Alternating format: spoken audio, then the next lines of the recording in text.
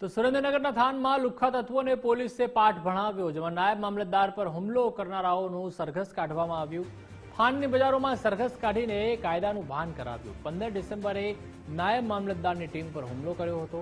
ખનનના checking માટે ગઈ હતી નાયબ મામલતદારની ટીમ। નાયબ મામલતદાર સાથે ઝઘડો કરીને કારમાં તોડફોડ કરી હતી। થાનગઢ પોલીસ મથકમાં 3 શખ્સો સામે ફરિયાદ નોંધાઈ હતી। नाम से भरत भाई रमेश भाई अलगोतर, जयपाल भाई रमेश भाई अलगोतर, रवि भाई उगा भाई परमार आ लोकोए त्या बड़ोला विस्तारमां जग्या उपर आवी अने तमे आ जग्याए केम वारंवार चेकिंग करवा माटे थईने आवो छो ए बाबते एमनी साथे छे जीवाजोड़ी करी, मगजमारी करी अने एमने गाळागारी अने धमकीओ आपेली हती अने एमना स्टाफ साथे मारामारी पण करेली हती। साथे साथे जे एमनी सरकारी गाड़ी हती एने पण नुकसान पहोंचाडवानी जे छे ए घटना बनी हती।